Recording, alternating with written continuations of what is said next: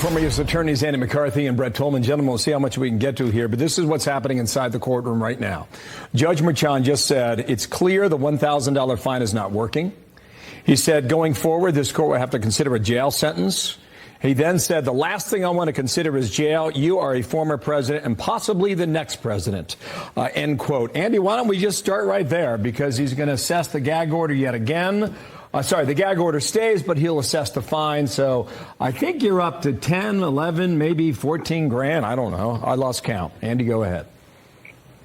Bill, as I said to you last week, if I were Trump, I basically bring in a check for 10 grand every Monday and just say whatever I want.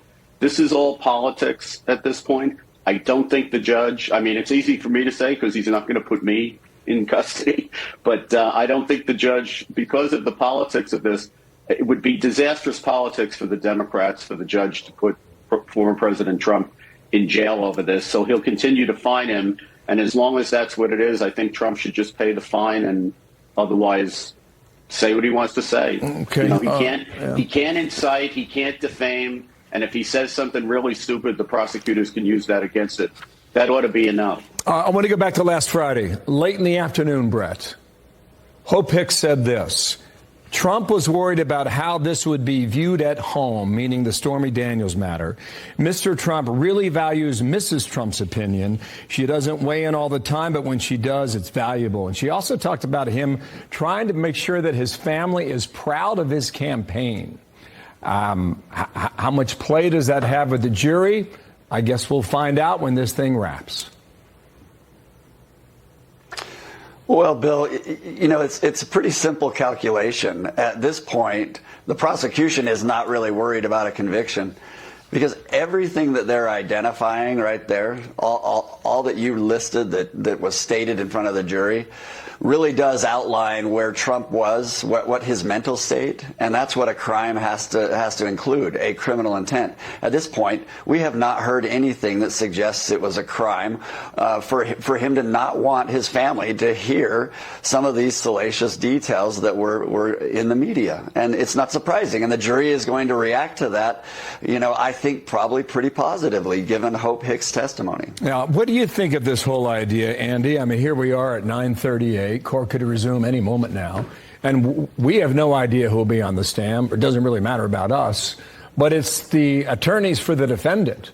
They are given no heads up to prepare, to get ready, just like when Hope Hicks walked out there at 11 a.m. on Friday morning. Maybe she comes back, or maybe we push on. Do you know of a case where the witness list was kept from the defense attorneys? I've never heard of such a case, Bill. It's usually not in the prosecutor's interest because the judge then has to give the defense, if it's going to be fair, the judge has to give the defense some time to get ready for cross, which means the jury sits around, which the prosecutor never wants. But, you know, it's not any less unfair, if you think about it, Bill, than having an indictment that doesn't tell former President Trump what the crime is. So if he's not being even told what the crime is, which is about as basic as it gets as a due process violation, this is just par for the course. This is a travesty. We are seeing new pictures now. This is part of the pool. The photographer goes in and takes a couple shots. And Dana, I can officially report to you, red tie, white shirt on this Monday. Brett, back to the whole thread of jail time. The judge also said the magnitude of that decision is not lost on me. Your continued willful violation of the court's order constitutes a direct attack. It will not be allowed to continue, not allowed to continue.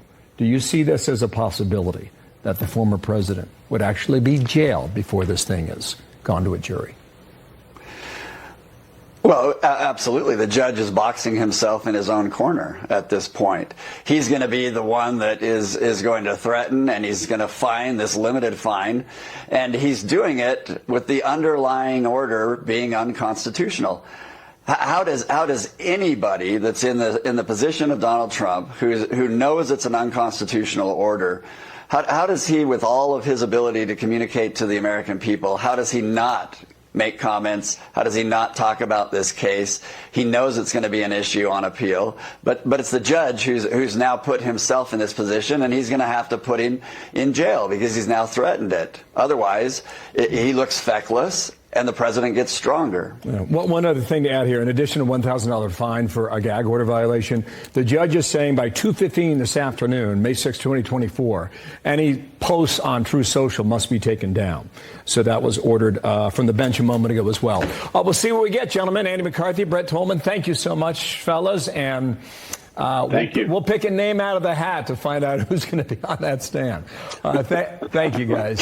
Here's Dana.